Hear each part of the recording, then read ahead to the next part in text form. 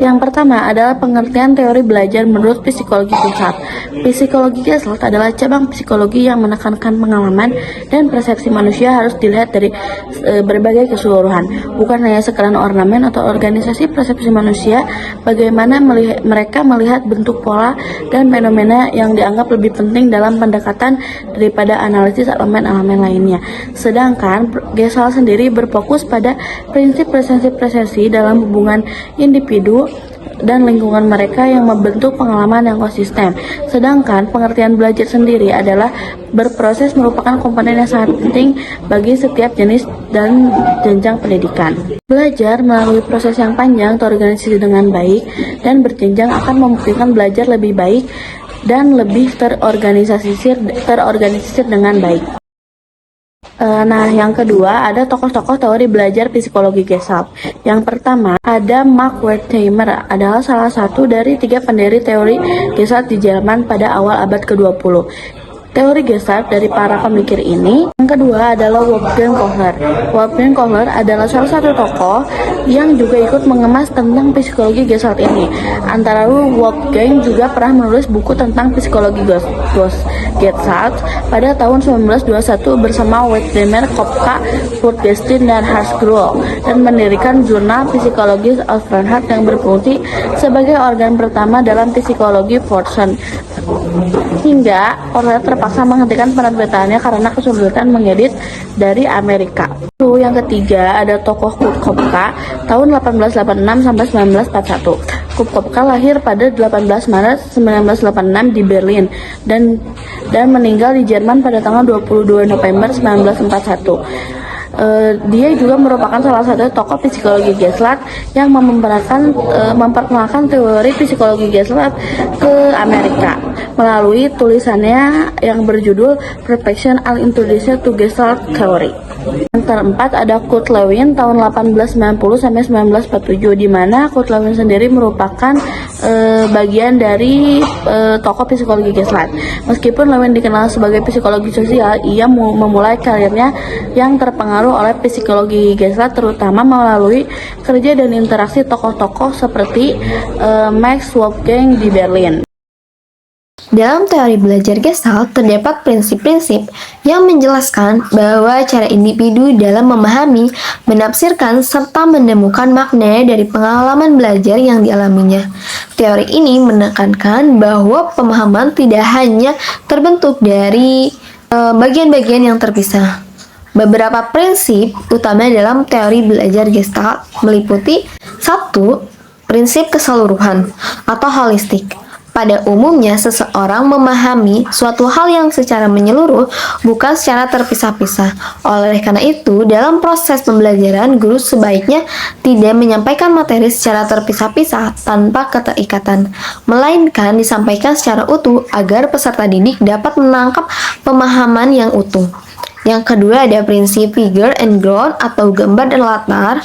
Dalam proses persepsi, manusia biasanya membedakan antara objek yang menjadi fokus utama dan latar belakangnya. Dalam pembelajaran, peserta didik akan lebih memahami materi apabila guru dapat menegaskan pokok atau inti pembelajaran di tengah konteks yang lebih luas. Yang ketiga, prinsip kedekatan atau proximity, yaitu suatu objek yang letaknya berdekatan satu sama lain dianggap sebagai satu kesatuan.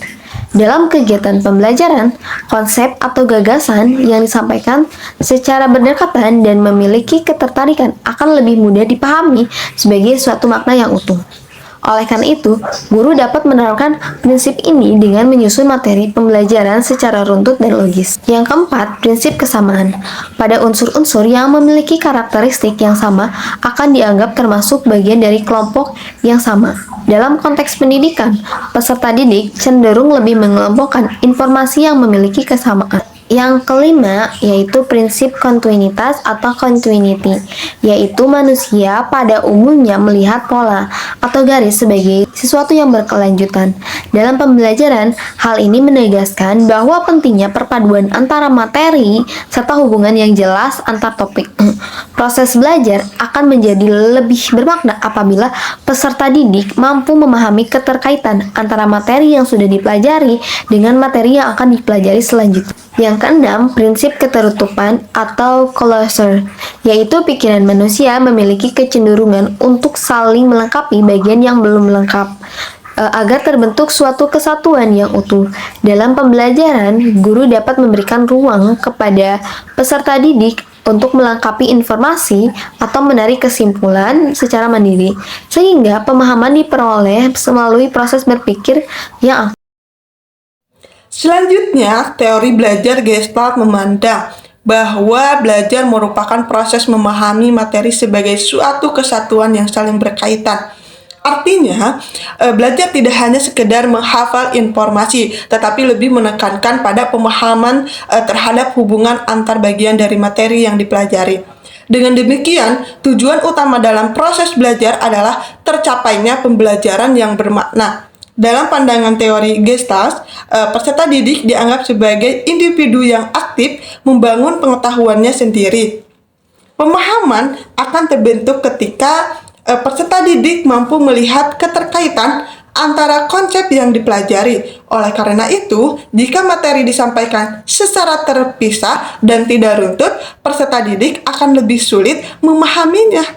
Sebaliknya, penyajian materi yang terstruktur dan saling berhubungan akan membantu peserta didik memahami pembelajaran dengan lebih baik.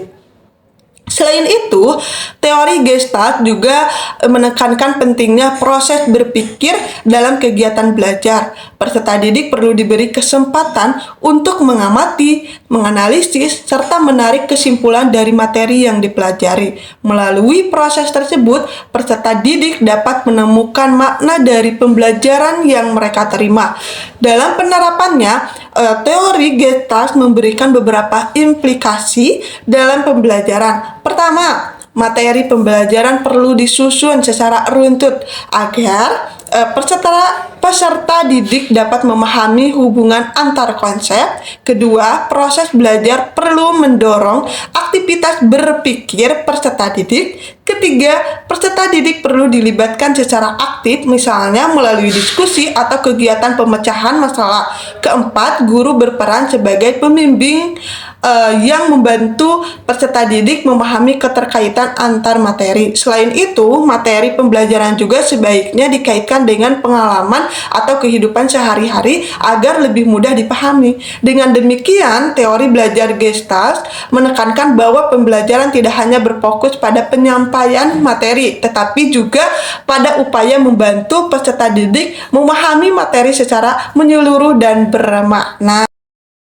Dapat disimpulkan bahwa teori belajar Gestalt memandang belajar sebagai proses memahami pembelajaran secara utuh dan bermakna insight, bukan sekadar menghafal atau mengulang informasi. Teori ini dikembangkan oleh tokoh-tokoh yang menekankan pentingnya perorganisasian, persepsi, dan pengalaman dalam proses belajar. Prinsip-prinsip Gestalt seperti prinsip holistik, figure and ground, kedekatan, kesamaan, kontinuitas, dan ketertutupan memberikan landasan konseptual dalam memahami cara individu membangun pemahaman.